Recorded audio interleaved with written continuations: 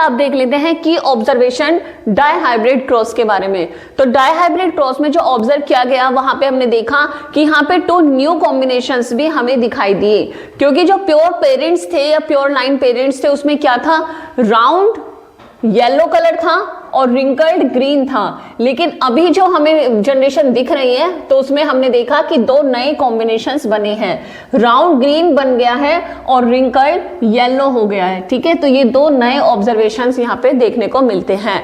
These were not present in parents, जबकि ये दोनों ही प्लांट्स कैरेक्टर जो थे वो पेरेंट्स में थे ही नहीं। ठीक है, तो इससे मेंडल ने कंक्लूजन निकाली कि इंडिपेंडेंट असॉर्टमेंट क्या है। इन्होंने एक लॉ और दिया, इंडिपेंडेंट असॉर्टमेंट। ये क्या था कि traits are inherited independently to each other. जो कैरेक्टर्स होते हैं वो इंडिपेंडेंटली क्या हो रहे हैं, ट्रांसफर होते हैं first generation to the next generation independently. And जो सीड की शेप है does not affect seed colour. जो जैसे कि यहाँ पे हमने 2 कैरेक्टर्स लिए थे, सीड की शेप लिया था और उसका कलर लिया था। अगर सीड की शेप चेंज हो रही है तो उसका अफेक्ट उसके कलर पे नहीं पड़ेगा, वो अफेक्ट नहीं होगा। तो seed shape does not affect seed colour. ठीक है, ये 2 अलग अलग कलर थे और दोनों इंडिपेंडेंट हैं। ठीक है, नेक्स्ट है डोमिनेंस। डोमिनेंस क्या था कि dominant traits appear in F1 generation.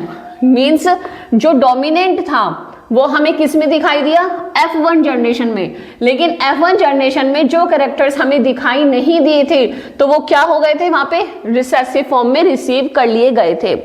अब है सेग्रीग्रेशन। सेग्रीग्रेशन में क्या देखा कि जो एलील्स होते हैं, मींस किसी भी कैरेक्टर को कंट्रोल करने के लिए एक जीन होती है, जीन की 2 फॉर्म्स हैं जिन्हें हम 2 एलील्स कहते हैं। ये एलील्स सेपरेट होती हैं during the gamete formation. Suppose कीजिए कि किसी भी सेल के न्यूक्लियस में इस तरह से ये 2 क्रोमोसोम्स हैं और इन क्रोमोसोम पे यहाँ पे अगर एक हाइट का जीन लगा हुआ है जो आपके कैरेक्टर हाइट को कंट्रोल करता है, तो इसका जो होमोजाइगस क्रोमोसोम होगा उसमें भी हाइट को कंट्रोल करने वाला जीन यहीं पर प्रेजेंट होगा। लेकिन जब ये गैमेट्स का फॉर्मेशन करेगा तो होगा क्या कि एक क्रोमोसोम यानी एक सिंगल जीन इधर आ जाएगी और एक दूसरी जीन उस तरफ दूसरे गैमेट में चली जाएगी। तो हमने देखा कि यहाँ पे एलील्स का क्या हो रहा है, सेग्रीग्रेशन हो रहा है ड्यूरिंग द गैमेट फॉर्मेशन। ठीक है, नेक्स्ट अब कह रहे हैं कि मेंडल्स की यहाँ पे इंटरप्रिटेशंस क्या थी। Number 1 unit factors. मीन जब मेंडल्स ने अपने एक्सपेरिमेंट किए तो उस समय पे जीन की डिस्कवरी नहीं हुई थी, जीन जैसे वर्ड को तब नहीं जानते थे, तब मेंडल ने उनको कहा फैक्टर्स। ठीक है, तो यूनिट फैक्टर्स मींस उन्होंने बताया कि कोई भी traits are controlled by pair of factors, जिसे आज हम जीन के नाम से जानते हैं। तो मेंडल ने बताया कि कोई ना कोई फैक्टर जरूर इन प्लांट्स में है जो इनके कैरेक्टर्स को कंट्रोल करता है। ठीक है, 1 फ्रॉम ईच पेरेंट्स, हर एक पेरेंट से उसको वो कैरेक्टर या वो फैक्टर मिलता है जो इसके कैरेक्टर को कंट्रोल करता है। उन्होंने बताया लॉ ऑफ डोमिनेंस कि 1 ट्रेट्स एक्सप्रेस ओवर रिसेसिव। अगर एक ही कैरेक्टर की 2 फॉर्म्स हैं तो उसमें से एक ही कैरेक्टर का एक ही फॉर्म ही डोमिनेंट हो पाती है। क्यों? क्योंकि वो दूसरे को क्या कर देती है, रिसेसिव फॉर्म में डाल देती है, उसको एक्सप्रेस नहीं होने देती। ठीक है, तो हमेशा एक डोमिनेंट फॉर्म वाला ही एक ही कैरेक्टर फॉर्म आपको दिखाई देता है। भाई ये तो नहीं होता ना कि एक ही बंदे की हाइट ज्यादा भी है और कम भी है, या तो ज्यादा होगी या कम होगी। ठीक है, तो इट्स मीन दोनों का बेसिक कैरेक्टर है कि दोनों हाइट के लिए काम कर रहे हैं, लेकिन हाइट एक हमने ली है बहुत ज्यादा, एक हमने ली है बहुत कम। तो न्यू जनरेशन जो फॉर्म्ड होगी वो कैसी होगी, या तो हाइट कम होगी या हाइट ज्यादा होगी, दोनों चीजें एक साथ नहीं हो सकती। तो जो डोमिनेंट होगा वो हाइट हमें दिखेगी तो वो डोमिनेंट हो जाएगा, और जो हाइट हमारी छिपी रह जाएगी वो रिसेसिव हो जाएगा। ठीक है, नेक्स्ट की इंपॉर्टेंट टर्म्स क्या है, एलील्स। एलील्स ऑलरेडी मैंने आपको बताए हैं कि किसी भी कैरेक्टर को कंट्रोल करने के लिए, अच्छा इससे पहले देख लेते हैं, अब बात कर लेते हैं थर्ड की, क्या है, हमने पहला पढ़ा यूनिट फैक्टर, सेकंड हमने पढ़ा डोमिनेंस लॉ, अब हम पढ़ते हैं लॉ ऑफ सेग्रीग्रेशन। ये क्या था कि each gamete gets only one alleles. जैसे अभी आपको यहाँ पे बताया कि अगर किसी भी सेल में 2 एलील्स प्रेजेंट होते हैं तो ये ड्यूरिंग द गैमेट फॉर्मेशन एक दूसरे से सेपरेट हो जाते हैं और एक गैमेट में एक ही एलील मिलता है। ठीक है, तो इसको हम कहेंगे क्या, लॉ ऑफ सेग्रीग्रेशन, कि each gamete gets only one allele, हर एक गैमेट के अंदर एक ही एलील आता है। ठीक है, अब बात करते हैं 4th नंबर पे, लॉ ऑफ इंडिपेंडेंट असॉर्टमेंट। ये क्या है कि jeans of different traits assort independently. Means जैसे अभी हमने यहाँ पे देखा कि सीड है और सीड की भी 2 कैरेक्टर्स हमने कंसीडर करे, सीड की शेप और सीड का कलर। अब यहाँ पे सीड की शेप वही रही, कलर चेंज हो गया, या कलर वही रहा, उसकी शेप चेंज हो गई। तो हमने देखा कि सीड के भी जो 2 कैरेक्टर थे वो 2 जीन से कंट्रोल हो रहे थे, लेकिन वो इंडिपेंडेंट थे। एक जीन एक कैरेक्टर को कंट्रोल कर दिया तो वो दूसरे को डिस्टर्ब नहीं करती। ठीक है, तो यहाँ पे ये होता है लॉ ऑफ इंडिपेंडेंट असॉर्टमेंट, कि जीन जो होते हैं वो डिफरेंट ट्रेट्स असॉर्ट इंडिपेंडेंटली, अपने अपने कैरेक्टर को बिना किसी मतलब डिपेंडेंसी नहीं होती उनकी किसी दूसरे कैरेक्टर के लिए। तो जो जिस जीन का कैरेक्टर है वो इंडिपेंडेंटली उसको असॉर्ट करती है इनटू द न्यू जनरेशन। ठीक है, अब बाकी इंपॉर्टेंट टर्म्स जो हमने ऑलरेडी पढ़े हैं, जैसे कि एलील्स, एलील्स मैंने ऑलरेडी आपको बता दिया है, different forms of a gene जिसे हम रिप्रेजेंट करते हैं किसी भी कैरेक्टर के लिए। जैसे हमने कैपिटल आर लिया राउंड के लिए, स्मॉल आर लिया हमने रिंकल्ड के लिए, कैपिटल वाई हमने लिया येलो के लिए, और स्मॉल वाई हमने इंडिकेट किया ग्रीन कलर के लिए। ठीक है, इसके बाद होती है गैमेट्स। ये गैमेट्स क्या है, गैमेट्स ही बेटा वो सेल्स होती हैं जो फ्यूजन करती हैं और आखिर न्यू जनरेशन को फॉर्म्ड करती हैं। इसके अलावा हम कहेंगे कि क्योंकि हम हेरिडिटी पढ़ रहे हैं तो गैमेट ही वो स्ट्रक्चर्स हैं जो हमारे कैरेक्टर्स के जीन को कैरी करती हैं और उन्हें सेकंड जनरेशन में ट्रांसफर करती हैं। ठीक है, अब बात करते हैं फिनोटाइप एंड जीनोटाइप। फिनोटाइप का मतलब होता है जो हम किसी को देख के बता सकते हैं, जैसे कि पौधा लंबा है या छोटा है, टॉल है या डार्क है, तो जो हम फिजिकली अपीयरेंस से बताते हैं ये होती है हमारी फिनोटिपिक रेशो। लेकिन अब वो प्योर टॉल है या हाइब्रिड टॉल है ये आप नहीं बता सकते देखकर, तो ये होता है उनका जेनेटिक मेकअप। ठीक है, तो हम उसको कहेंगे क्या, जीनोटाइप। ठीक है, अब सेकंड आपको ये बता ही दिया है कि डाई हाइब्रिड क्रॉस में क्या हुआ। डाई हाइब्रिड क्रॉस में सबसे पहले पेरेंट्स को लिया गया जिनके डबल कैरेक्टर्स को यहाँ पे कंसीडर किया गया। एक मेल प्लांट था, एक फीमेल प्लांट था। मेल प्लांट जो था वो राउंड येलो था, जबकि फीमेल प्लांट जो था वो रिंकल्ड ग्रीन था। ठीक है, इसके बाद इसमें होने दिया क्रॉस पॉलिनेशन कराया गया जिससे हमें F1 जनरेशन मिली और वो सारे के सारे हेट्रोट्रॉपिक थे, means capital R small R, capital Y small Y. तो दोनों ही कैपिटल हैं, कैपिटल आर भी है, कैपिटल वाई भी है। तो हेट्रोजाइगस कंडीशंस में कैपिटल लेटर ही डोमिनेंट होते हैं। तो यहाँ पे हमने देखा कि सारे के सारे जो प्लांट्स हैं डाई हाइब्रिड क्रॉस में F1 जनरेशन में हमें मिलते हैं राउंड एंड येलो। जब ये वाले प्लांट्स अब सेकेंड जनरेशन यानी F2 को बनाते हैं तब इनमें होता है सेल्फ पॉलिनेशन और उससे हमें मिलते हैं डिफरेंट कॉम्बिनेशंस। लाइक हमें राउंड येलो और रिंकल्ड ग्रीन के साथ साथ 2 और नए कॉम्बिनेशंस देखने को मिलते हैं, राउंड ग्रीन और wrinkled yellow, in the ratio of 9:3:3:1। जब बात करते हैं सेक्स डिटर्मिनेशन पर, ठीक है, what is the sex determination, क्या होता है sex determination? The process by which the sex of an individual, ठीक है, मेल और female is decided, it is determined at the time of fertilisation. कह रहे हैं कि वो प्रोसेस या वो मैकेनिज्म जिसके थ्रू किसी भी मेल और फीमेल का जो सेक्स है वो डिटरमाइन होता है, उसी को हम कहते हैं क्या, सेक्स डिटर्मिनेशन। ठीक है, और ये डिसाइड हो जाता है जब फर्टिलाइजेशन होता है तभी।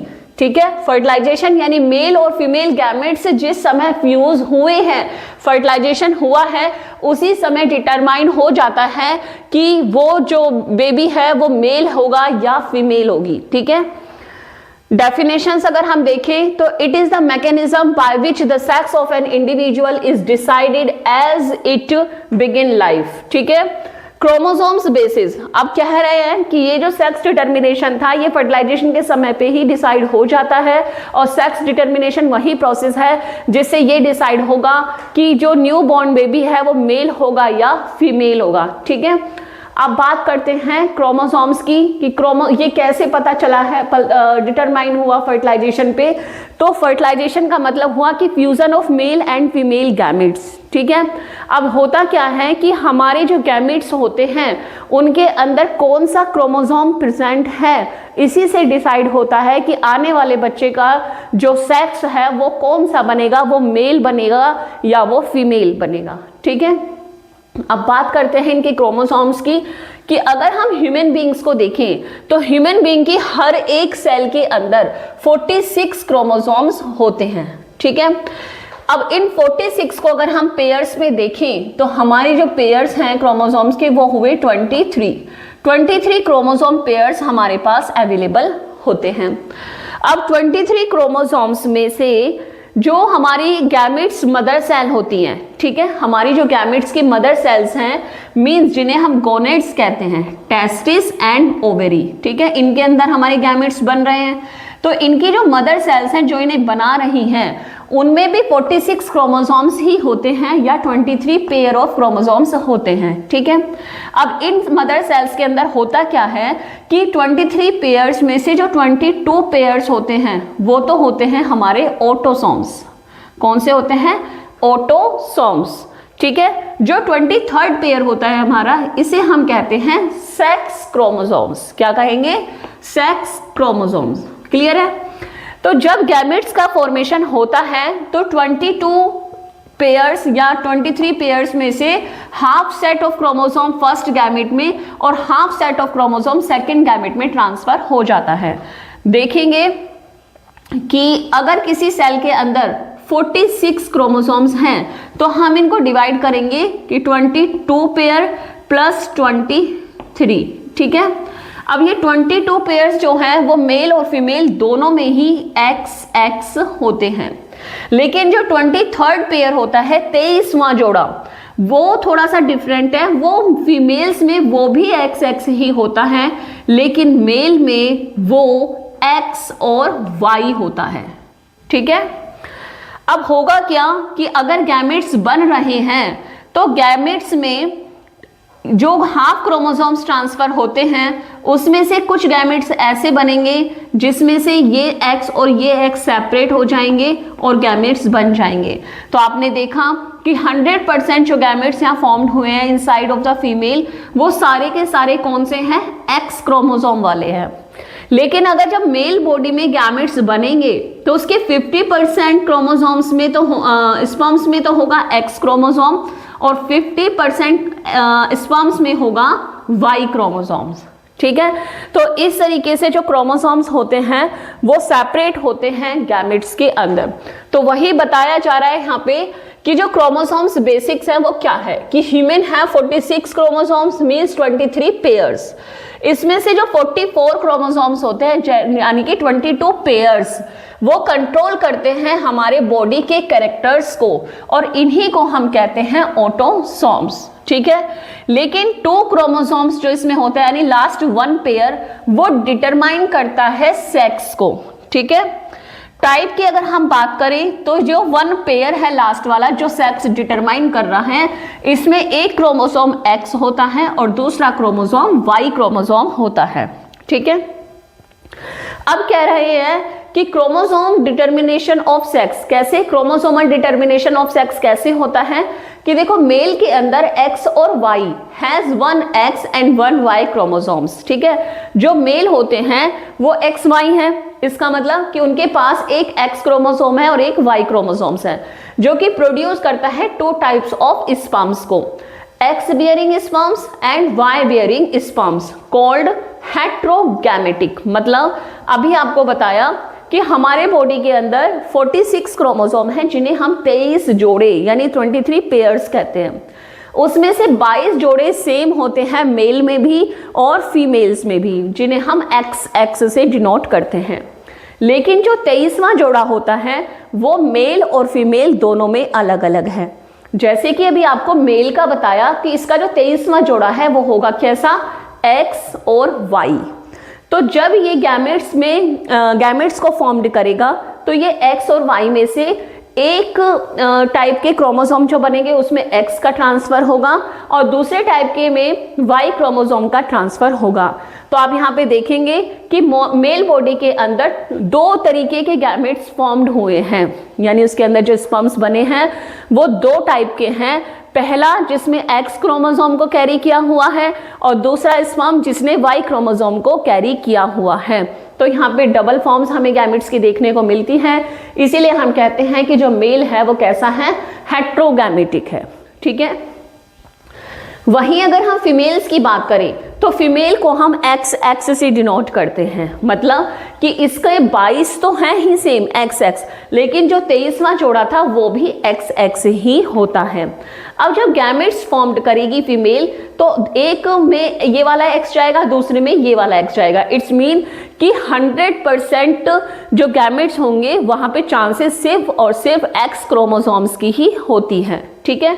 तो यहाँ पे जो फीमेल्स हैं वो होमोजाइगोटिक होती हैं, मतलब उनके जितने भी गैमेट्स बनेंगे वो सारे कैसे होंगे, सेम ही होंगे, सबके पास एक्स क्रोमोसोम ही होगा। ठीक है। Next, mechanism of sex determination. ठीक है, समझ गए कि मेल बॉडी के बाद दो तरीके के गैमेट हैं, एक्स और वाई, और फीमेल्स के पास एक ही तरीके के गैमेट हैं, सिर्फ एक्स।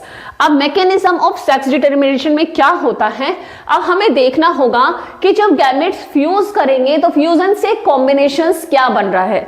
क्या जो गैमेट्स फ्यूज हो रहे हैं अगर वो दोनों एक्स एक्स कॉम्बिनेशन बनाते हैं तो फीमेल चाइल्ड होगा, और अगर वो एक्स वाई सिस्टम बनाते हैं तो मेल चाइल्ड होगा। तो जब फर्टिलाइजेशन होगा तो यहाँ पे देखना है कि भाई फीमेल के पास तो ऑप्शन ही सिर्फ एक्स का है। ठीक है, फीमेल के पास तो ऑप्शन सिर्फ एक्स का है, वाई का कोई ऑप्शन है ही नहीं। अब जो मेल है उस पर डिपेंड करता है कि फीमेल्स के जो एक्स एग हैं, दोनों कंडीशन में एक्स एग और एक्स एग है। ठीक है, और इसमें दो केस बनते हैं मेल गैमेट के, कि पहला केस कि अगर स्पर्म वो फ्यूज हुआ है जिसके पास एक्स क्रोमोसोम है, तो स्पर्म का x प्लस एग का x, तो कॉम्बिनेशन बन गया एक्स एक्स, तो यहाँ पे क्या बनेगी, फीमेल बनेगी। लेकिन केस नंबर 2 में हम देखेंगे कि जो स्पर्म एक्स एग से फ्यूज हुआ है वो कैरी करता है वाई क्रोमोसोम, तो वाई स्पर्म किससे फ्यूज हो रहा है, एक्स एग से, तो कॉम्बिनेशन क्या बना, एक्स वाई। तो ये किसका कॉम्बिनेशन होता है, एक्स वाई, मेल का। तो यहाँ पे जो चाइल्ड बनेगा वो कैसा होगा, मेल। तो अब आपको समझ में आ गया होगा कि किस तरीके से सेक्स को डिटरमिनाइज करा जाता है।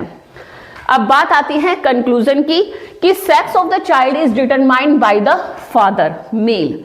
जो बच्चा है कि वो लड़का होगा या लड़की, ये किस पे डिपेंड करता है, फादर पे डिपेंड करता है। क्यों करता है, because female always gives X and male gives X और वाई, क्योंकि फीमेल के पास तो वाई का कोई ऑप्शन ही नहीं होता, वो सिर्फ एक्स क्रोमोसोम को ही कैरी करती है, जबकि जो मेल होते हैं उनके पास एक्स और वाई दोनों गैमेट्स प्रेजेंट होते हैं।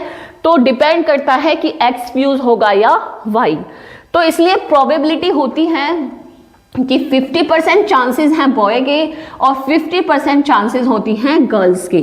ठीक है, ये दोनों की चांसेस होती है इक्वली, कि बाई चांस कौन सा गैमेट फ्यूज होगा उस पर डिपेंड करता है। चेकर बोर्ड्स के थ्रू या पुनेट स्क्वायर्स के थ्रू भी आप देख सकते हैं कि इधर एक्स एक्स क्रोमोसोम से इधर एक्स वाई है, तो एक्स एक्स फ्यूज करेगा फीमेल बनेगा, एक्स एक्स फ्यूज करेगा तो फीमेल बनेगा। ठीक है, ये जो एक्स है ये फादर का है, कि अगर फादर का स्पर्म इस वाले गैमेट एक्स से फ्यूज करेगा तो भी एक्स एक्स बनेगा, और फादर का एक्स स्पर्म अगर इस वाले एक्स से फ्यूज करेगा तो भी फीमेल बनेगा। ठीक है, लेकिन अगर फादर का जो स्पर्म फ्यूज हो रहा है एक्स से, अगर वो वाई स्पर्म को कैरी करता है तो एक्स वाई बनेगा, तो यहाँ पे बनेगा बॉय।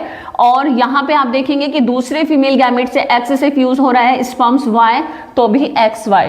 तो 50% चांसेस होती हैं कि गर्ल्स बनी और 50% चांसेस होती है कि बॉयज बने। ठीक है, अब ये XX और XY जो मैकेनिज्म है ये फाउंड होती है ह्यूमंस में और फ्रूट फ्लाई में, ठीक है।